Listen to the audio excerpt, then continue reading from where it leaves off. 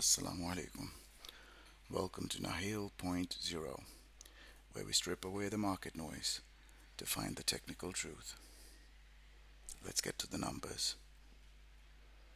दोस्तों, आज हम सिर्फ इस मुख्तसर इंशाल्लाह 5 मिनट की वीडियो में आपके सामने कुछ पॉइंटर्स रखेंगे।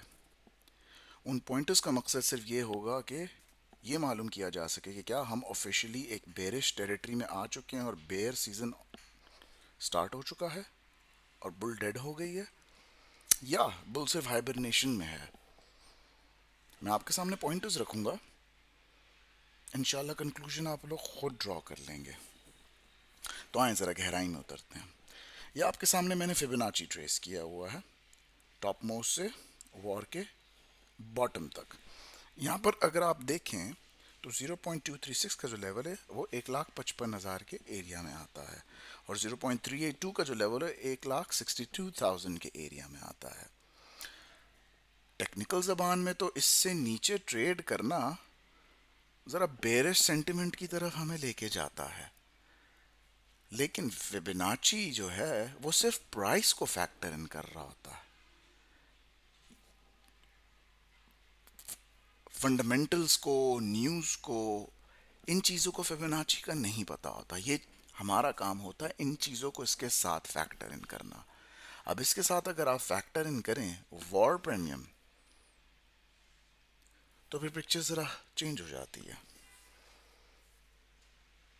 कल या कुछ दिनों में या बेशक हफ्ते दो हफ्ते में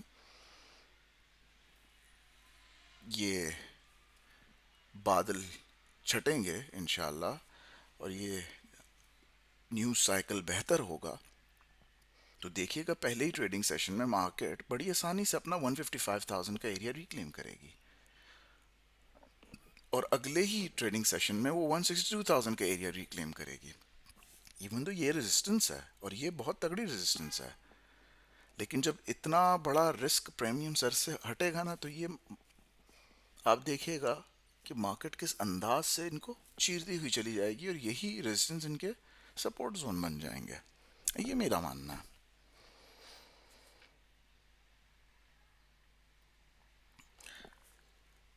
अब हम वॉर प्रीमियम को टेक्निकल फेलियर के सामने जब रखते हैं, तो उस तरह तो टेक्निकली देखने में बुरा लग रहा, लेकिन जब आप जिस वजह से ये हुआ है और सारा स्ट्रक्चर खराब हुआ और इतने गैप्स बने हैं उसे सामने रखते हैं, तो आपको खुद फील होता है कि यार पिक्चर तो असल में कुछ और है। और एक और पॉइंट, जब भी मार्केट गैप्स छोड़ देती है तो मार्केट गैप फिल करने 90% ऑफ टाइम आती है। 90% ऑफ द टाइम। बहुत रेयर होता है कि मार्केट गैप फिल करने ना आए, ऊपर चली जाए और नीचे गैप छोड़ दे तो वो आखिर नीचे आती है। और जब ऊपर से नीचे आए तो इसी तरह वापस फिल करने भी आती है। 90% ऑफ टाइम बहुत रेयर है कि वो फिल करने ना आए। अगला पॉइंट,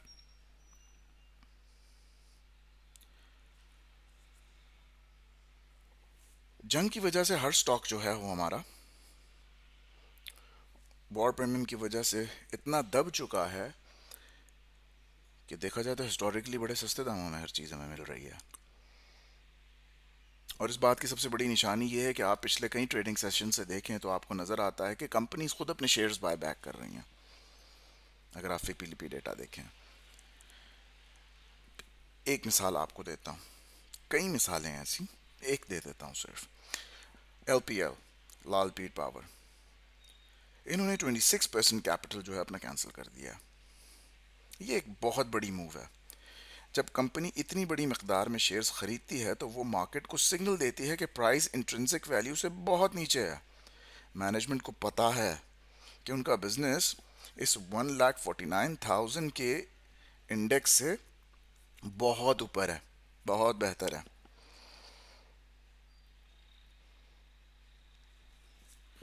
ये फंडामेंटल स्ट्रेंथ जो है इस टेक्निकल बेरिशनेस को कैंसिल आउट करती है। अगले पॉइंट पे हैं, जो ये आपकी पीई रेशो है इस लेवल पे, फॉरवर्ड पीई रेशो करंट 6.2% पे है। पाकिस्तान की हिस्ट्री में मार्केट 6 से नीचे ज़्यादा देर नहीं रुकी, क्योंकि वैल्यू हंटर्स दाखिल हो जाते हैं। बेयर मार्केट तब होती है जब अर्निंग्स गिर रही हों, मगर यहां अर्निंग्स रिकॉर्ड बुलंदियों पर हैं। ये अर्निंग्स प्राइस गैप है, यही असली बुल मार्केट की उम्मीद है।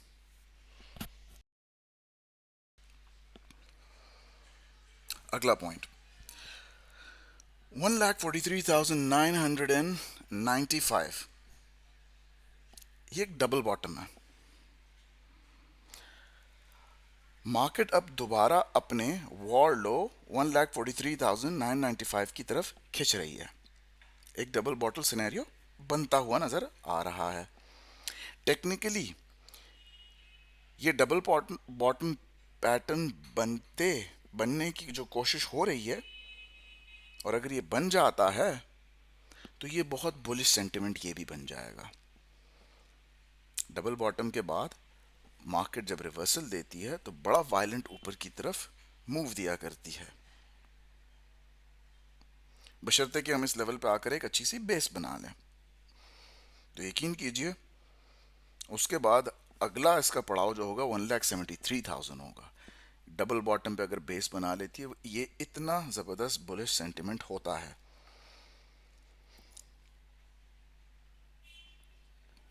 अगला पॉइंट, इंस्टीट्यूशनल लिक्विडेशन साइकिल। आज की क्लोजिंग मार्जिन कॉल्स और फोर्स लिक्विडेशंस ने ये सब कुछ करवाया है।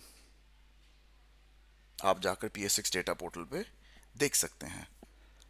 अगर ये ना होता तो ये इतना आज नहीं होना था। लेकिन ये इस लिहाज से भी अब अच्छा है कि वो जो कुछ था वो सारे वीक हैंड्स अब गए, निकल गए।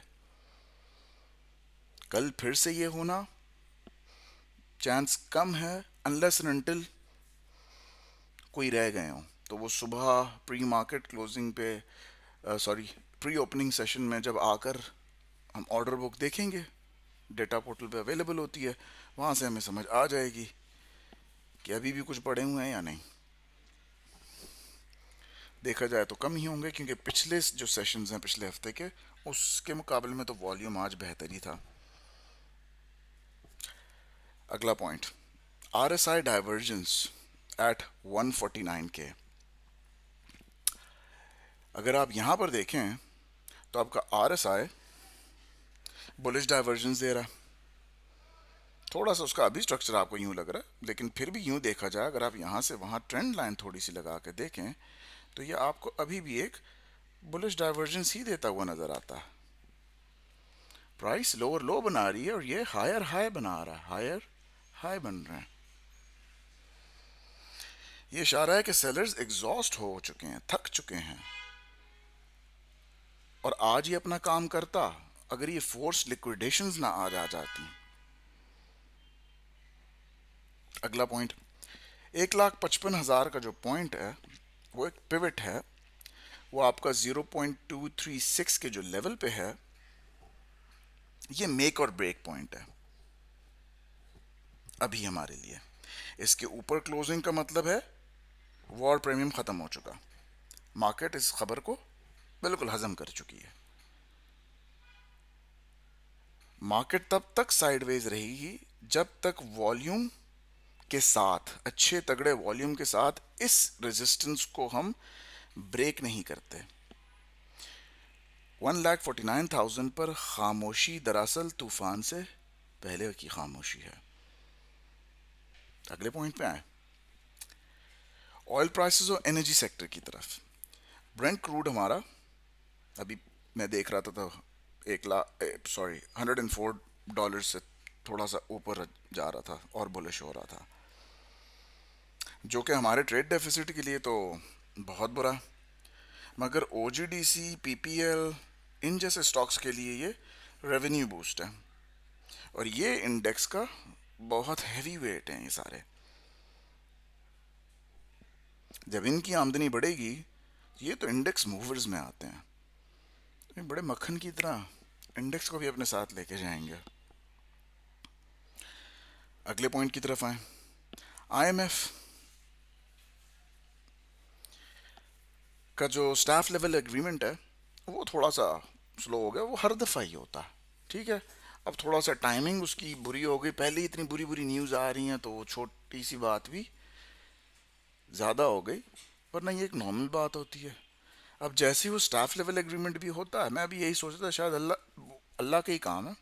अब इंशाल्लाह अल्लाह पाक ऐसा करेंगे कि गुड न्यूज़ भी एक साथ ही सारी आएंगी और इसने रॉकेट मारना है फिर से, पिछली दफा वाला से भी ऊपर वाला इंशाल्लाह ये हमें मून शॉट फिर से देगा, बशर्ते कि हमारे मुल्क के अंदर कोई मेजर इशू ना हो जाए, जो मुझे तो दूर दूर तक होते हुए इंशाल्लाह नज़र नहीं आता। उससे अगला पॉइंट, 1,73,000 का जो रीजन है हमारा, 0.618 का जो हमारा रीजन है, ये गोल्डन रेशियो से हम कहते हैं। ये लेवल हमेशा ट्रेंड कंफर्मेशन करवाता है। अगर हम 1,73,000 के ऊपर निकल गए तो बेयर मार्केट का लफ्ज हिस्ट्री बन जाएगा। ये हमारा अल्टीमेट मीडियम टर्म टारगेट है जो फंडामेंटल ग्रोथ से जुदा है। तब तक हर डिप सिर्फ एक बाइंग अपॉर्चुनिटी है। ऑलमोस्ट आखिरी आखिरी पॉइंट्स पे मैं पहुंच आया हूं। सेक्टर रोटेशन, सबसे पहले डिफेंस को देखें। अभी पैसा साइक्लिकल स्टॉक्स से निकलकर डिफेंसिव स्टॉक्स की तरफ जा रहा है, यानी बैंकिंग और फर्टिलाइजर, एफएफसी और एंग्रो जैसे स्टॉक्स इंडेक्स को गिरने से रोकते हैं। यह रोटेशन जिंदा मार्केट की निशानी होती है। आज भी अगर आपने नोट किया हो तो ईफर्ट, पूरी मार्केट लाल है और ईफर्ट खड़ा है, कुछ ही स्टॉक्स जो खड़े थे।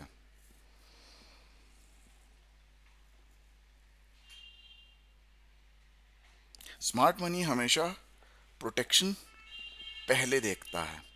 या स्मार्ट मनी अगर बिल्कुल मार्केट से एग्जिट नहीं कर रहा और रोटेट कर रहा तो ये तो हमारे इंडेक्स के मजबूत होने की निशानी है। इंटरेस्ट रेट कट की जो एक्सपेक्टेशंस हैं स्टेट बैंक ऑफ पाकिस्तान से कि जल्दी इंटरेस्ट रेट्स में कमी का ऐलान हो सकता है, जब इंटरेस्ट रेट्स गिरते हैं तो इक्विटी मार्केट का अगला गियर लग जाता है बुल साइकिल का, यानी सस्ता कर्जा मतलब ज़्यादा इंडस्ट्रियल प्रोडक्शन और बेहतर मार्जिन। रेट कट हमारी मार्केट का सबसे बड़ा बुल कैटलिस्ट होगा। अब ये जो 0.786 का जो रीजन है, 1,81,000 का जो ये हमारा रीजन है, ये लेवल हमारी रिकवरी का फाइनल स्टेज है, 2026 का एंड तक का अचीवेबल है, जो मुझे उम्मीद है। अगर सऊदी इन्वेस्टमेंट और सीपेक प्रोजेक्ट्स लाइन अप हो जाते हैं तो ये मैथ रियलिटी बड़ी आसानी से बन जाएगी। फिबोनाची एक्सटेंशंस बताती हैं कि 2 लाख तक का सफ़र यहाँ से शुरू होता है। इसे बिग पिक्चर के तौर पर आपको देखना होगा।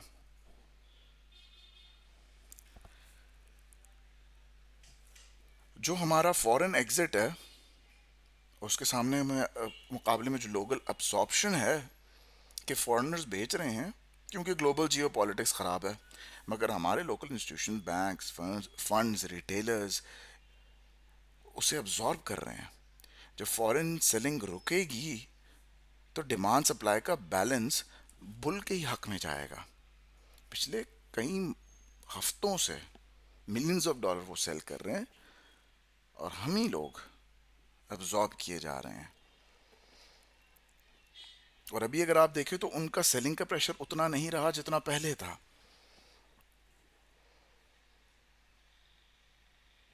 मार्जिन कॉल की जो साइकोलॉजी है कि आज की 149K की क्लोजिंग भी इन्हीं की मेहरबानी है। बेयर मार्केट हमेशा तब बॉटम बनाती है जब आखिरी रिटेल ट्रेडर भी माल बेचकर निकल जाए। जब सब उम्मीद छोड़ दें तभी वी शेप रिकवरी आती है। मार्केट आपकी पेशेंस का इम्तिहान ले रही है। कॉर्पोरेट अर्निंग्स को अगर आप देखें तो कितनी कंसिस्टेंट है। पाकिस्तान की टॉप 100 कंपनीज ने पिछले साल रिकॉर्ड प्रॉफिट्स दिए हैं। जब बिजनेस सही चल रहा हो तो स्टॉक्स प्राइस गिरावट टेम्परेरी होती है। मैथ और लॉजिक कहता है प्राइस हमेशा अर्निंग्स को फॉलो करती है। आज की सस्ती प्राइसेस कल के बड़े डिविडेंड्स हैं। ये 1,41,000 का जो अबिस है ना, अगर ये टूटता है तो हमारा फाइनल टारगेट ये एरिया, अगर ये वाला एरिया टूटता है तो हमारा फाइनल टारगेट 1,41,000 है, वो ये एरिया, ये हमारा अगला सपोर्ट लेवल बनता है और ये काफ़ी मजबूत सपोर्ट लेवल है हमारा। अभी जो वॉर प्रीमियम का डिके है, जंग हमेशा पीक पर रहती है और फिर आराम आराम से कम होना शुरू होती है। जैसे ही न्यूज़ साइकिल बदलेगा, ये रिस्क प्रीमियम 15, 10, 5, 4% आराम आराम से इस तरह कम होगा। आप देखिएगा उससे दुगनी रफ्तार से इंडेक्स अपनी जगह पे आना शुरू कर देगा। जो 1,62,000 की रेजिस्टेंस है ना जी, 0.382 वाली, ये लेवल ब्रेकआउट जोन है। अगर हम 162,000 के ऊपर निकल गए तो पैनिक ख़त्म हो जाएगा और FOMO, fear of missing out, शुरू हो जाएगा। वही नए अकाउंट बन रहे हैं, मैं ना रह जाऊं, मैं ना रह जाऊं। कमा तो ये भी लेते हैं जो इसके बाद आते हैं, लेकिन सबसे ज़्यादा कौन कमाता है? जो यहाँ पर ज़्यादा बर्दाश्त करता है। वही पुराना टाइम सोचें जब सारे कहते थे कि कुछ भी नहीं है यहाँ पे, और हम और आप थोड़ा थोड़ा कंज्यूम करते जा रहे थे। तो यहाँ पर जो कंज्यूम करके बैठेगा और जो यहाँ पर और यहाँ पर कंज्यूम करेगा, तो किसका इवेंचुअल एंड में प्रॉफिट लेवल ज़्यादा होगा? 3-4 गुना ज़्यादा होगा इस लेवल के मुकाबले में इस लेवल से लेने का। इंफ्रास्ट्रक्चर SIFC प्रोजेक्ट्स जो सऊदी PIF और UAE की इन्वेस्टमेंट एनर्जी और एग्रीकल्चर सेक्टर्स में दाखिल हो रहे हैं, ये FDI हमारी इकोनॉमी की स्ट्रक्चर बदल देगी। जंग की नॉइस इन फंडामेंटल तब्दीलियों को छुपा रही है, जो छुपा नहीं सकती ज़्यादा देर तक। इन प्रोजेक्ट्स का इम्पैक्ट 2026-27 में नज़र आना शुरू हो जाएगा। Final, the mental bull trend. Bull market सिर्फ प्राइस नहीं बल्कि इकोनॉमिक उम्मीद का नाम होता है। जब आप 149,000 पर डेटा देखकर होल्ड कर रहे हैं तो आप बुल ट्रेंड में हैं। बेरिशनेस सिर्फ उन्हीं के लिए है जो स्क्रीन देखकर डर जाते हैं। लॉजिक पर भरोसा रखें, जज्बात पर नहीं। ट्रेड बैलेंस और करेंसी को अगर आप देखें तो डॉलर के मुकाबले में 280 के रेंज में हम स्टेबल हैं। ये भी एक बहुत बड़ी कामयाबी है। स्टेबल करेंसी का मतलब स्टेबल कॉरपोरेट प्लानिंग। जब करेंसी नहीं गिरती तो फॉरेन इन्वेस्टर्स को रिटर्न पर कॉन्फिडेंस होता है। ये भी एक फंडामेंटल बेस है हमारी मार्केट को गिरने से रोकने का।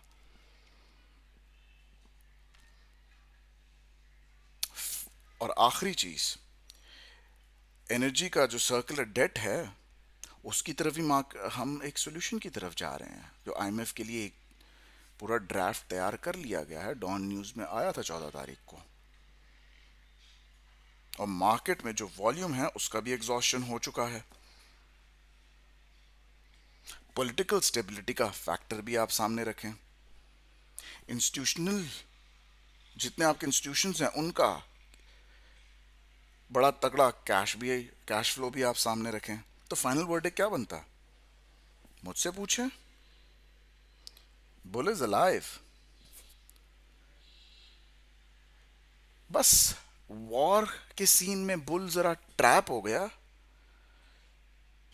आपका फिबोनाची डेटा जो है वो 191,000 टू 143 के को अगर आप देखें तो साबित करता है कि हम अभी रिकवरी जोन में हैं। बुल मार्केट मर नहीं गई, बस सस्ती हो गई है। जल्दी हम इंशाल्लाह 2 लाख का नया हाई देखेंगे। अल्लाह हाफिज, हैप्पी ट्रेडिंग।